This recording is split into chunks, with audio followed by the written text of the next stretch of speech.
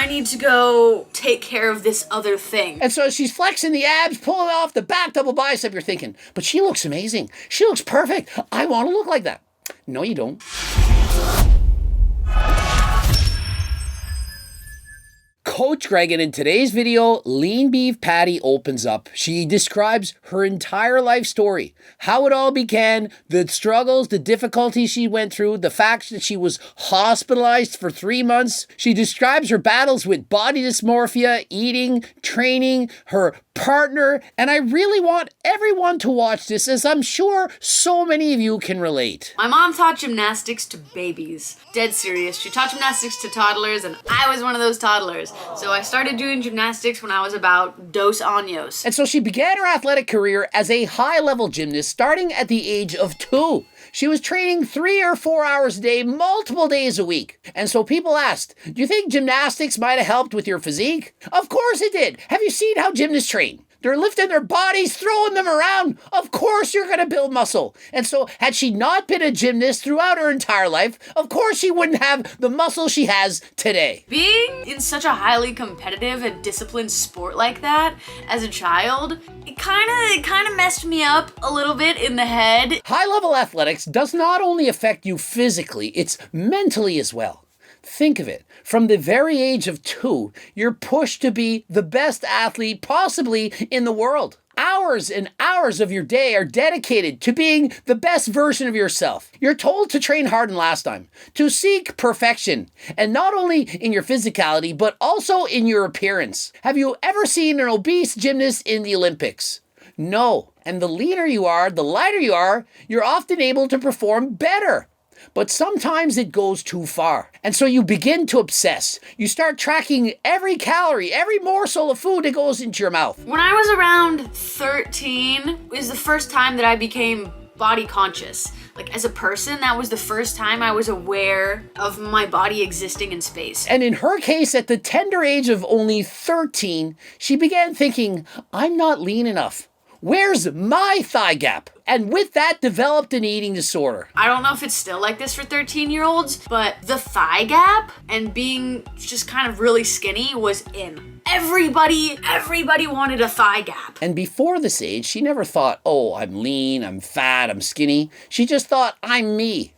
And even myself growing up, you don't look at yourself and think you're fat. And so look back to when you were a kid. When's the first time you thought, hey, maybe I'm a little bit chubby? And for me, I remember I was in grade 7. I was 12 years of age. I remember standing up for Oh Canada in the morning and sucking in my belly. And so there comes a time in your life where you start becoming body aware. And if you're involved in sports, especially those involving weight class or where your aesthetics are being judged, it's extremely easy for that to develop into disordered eating or body dysmorphia. That was the moment when I realized I don't have a thigh gap. Devastating. It was so devastating to me. And so we wonder why we develop disordered eating, body dysmorphia when we get older.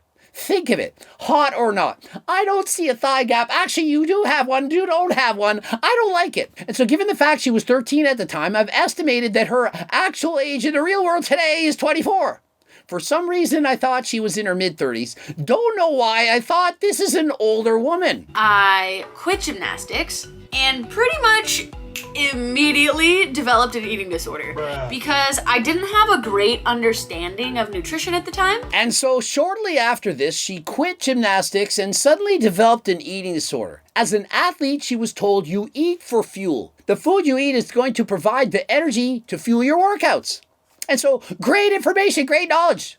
Problem is, never explained to her about her BMR. You know, the fact that your body burns calories even when you're sleeping, when you're at rest. And so she thought, well, since I'm not training 3 to 4 hours a day doing gymnastics, well, I don't need to eat. The consequences of my actions of having that severe eating disorder did catch up to me. Ended up in a treatment facility. And so imagine that at the age of 14 being removed from all your friends for 3 months and put into a special location so that you can retrain the body, retrain the mind on how to eat normal. I just disappeared for several months and then came back randomly. I was a little bit shocked that not a single person said anything to me. And so who knows, we can only speculate why. Perhaps the friends were told, hey, don't bring it up. You don't want to ruffle any feathers. You don't want to bring things up. Maybe it'll hurt her feelings. Who knows? But imagine the strain, the stress on a 14-year-old girl going back to school. Her friends aren't talking to her. She's just spent 3 months recovering from this severe eating disorder. Even though I knew a lot about nutrition at the time,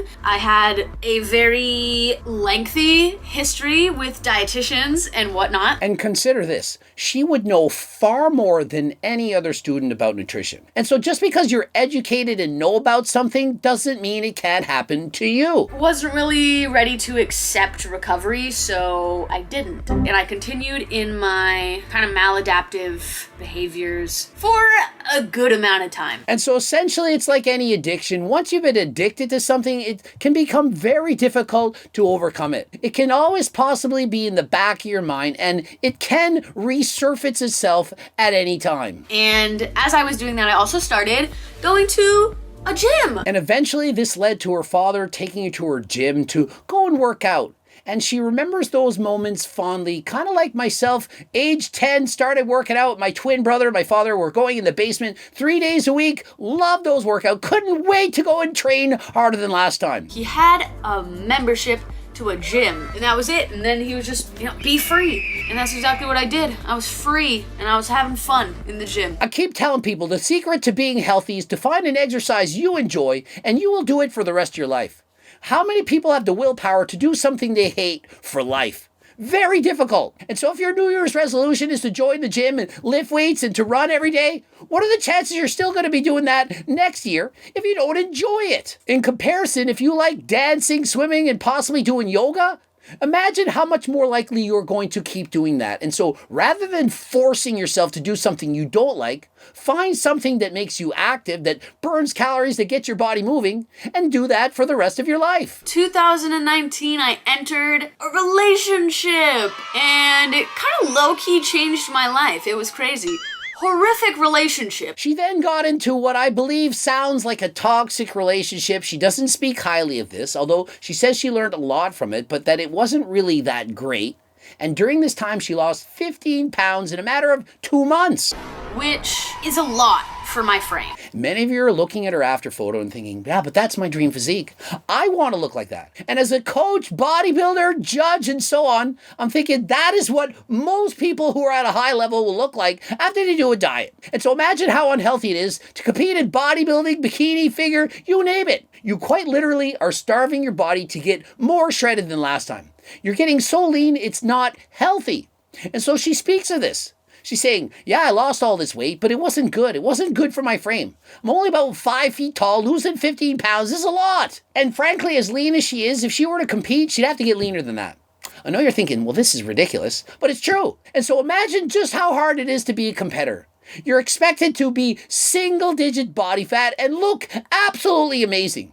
But you feel like garbage. And then following the show, bulk and cut again. Yay!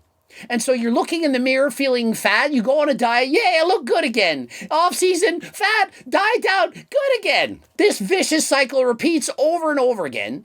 And do you realize just how many people have eating disorders? It would be shocking to you if you were to find out how half of your favorite superstars, your favorite fitness models, have disordered eating. Think of it, 25% of athletes in sports involving weight classes have eating disorders, and that was 20 years ago. Imagine now with social media, you always have to look amazing. Oh my goodness, you're guest posing and you're 10% fat? Shame on you. You're fat, Nick Walker, right? Stop chasing single-digit body fat. 15% body fat, that is very healthy. If you're trying to diet further than that, well, do so at your own risk. I was never overweight, and I definitely didn't have 15 pounds to lose. So losing 15 pounds, people around me would say things. They'd be like, are you okay? If you've ever done a bikini competition, or perhaps you're a bodybuilder, and no one's ever come up to you and said, something going on, something wrong, well, you probably didn't diet hard enough. Because quite literally, if you don't somehow look off, a little sick, undernourished, then you aren't in contest shape. And so if you were to take all the best bikini competitors in the world, the Miss Olympia lineup, and they were walking on the beach, you'd be looking and saying, those girls, they need to eat. The vast majority of them would have amenorrhea. They would not be getting their periods. They'd be starving, and many of which would have eating disorders. Not making this shit up, you would be shocked. Because when I was in that relationship, although I had been going to the gym before, I just stopped. I need to go take care of this other thing. And so she's flexing the abs, pulling off the back double bicep. You're thinking, but she looks amazing. She looks perfect. I want to look like that. No, you don't. Careful what you wish for. If you actually look like that, do you know how you would feel? Starving, low energy, loss of libido. You would hate your life, quite literally. You might love the way you look. Oh, look at me. But what good is looking like a superstar if you feel like garbage? I started going back to the gym around the very beginning of 2020. As we all know, that big whole world pandemic happened. And so she joins back the gym. She's having a great time. She's putting on muscle. She's feeling better physically and mentally. And then, wow, pandemic, close the gyms. And so you can't go to the gym. You start feeling like garbage again. Thanks, government. Thanks, powers that be. Thanks for closing down our gyms, our sanctuaries. The only thing that was holding us, keeping us together. The most important thing that could keep us safe to ward off illnesses, being fit, eating healthy, being in shape. Oh, let's close all those things down. Yay! Wow, that was a smart idea now, wasn't it? Gym shut down. I am forced to stop. And so, forced to stop. How many of you, show of hands, went through the same freaking BS? I'd run for maybe 4 hours a day. And remember, this is a high-level gymnast that as a child was training 3 to 4 hours a day, 5 to 6 days a week. And so for her to run for 4 hours, which is essentially a marathon every day, well, she had no problem. She could do it. She's not your average woman. This is a gifted athlete with supreme genetics. And so although she was able to run this far, not everyone could do this. I start getting a little more involved on the online fitness community. So I started learning a lot more. So she started doing research, perhaps reading articles, watching YouTube videos, learning different splits, diets, and so on. And she learned a lot. Personally, me, if I don't track my calories, I won't eat protein. Maximum 20 grams a day. And so for me, I have no idea how that's possible because you'd have to actually have knowledge on what to eat to avoid eating at least 20 grams of protein. There's protein in almost anything. Perhaps if you're only eating junk food like licorice, jelly beans, and so on, it's going to be under 20 grams. But for the most part, most people are actually going to eat plenty of protein in their diet. And so if you're not up for tracking, you don't have any interest in that, or you perhaps can't do it, just try to eat from all 4 food groups. And what is a serving of protein if it's meat or fish? Well, it's approximately the size of the palm of your hand. Well, as a school teacher 20 years ago taught this. And so if you're a small girl, perhaps you're only 100 pounds, or if you're Andre the Giant, the palm of your hand is going to be a good representation of how much meat you should be eating.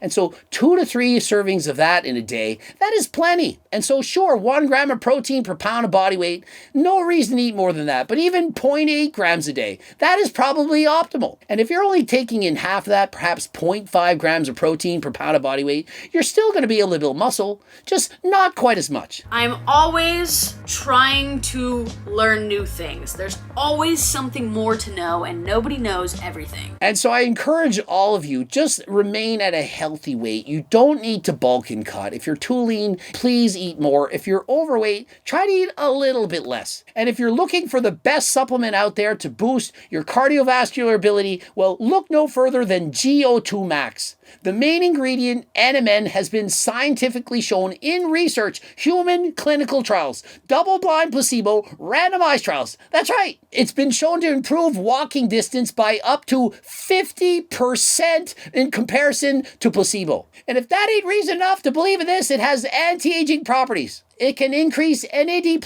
levels, which can ward off age-related illnesses. And so please use code Greg, 10% off. Click the link in the description. Don't forget to pick up, subscribe, click the bell button, comment for the algorithm. Don't forget to watch Two Bloops. Remember, coaching plans by me and my team, the cookbook, the Circle Diet book, training books, the clothing line HDLT subs. Click the link in the description. And until next time, I am out.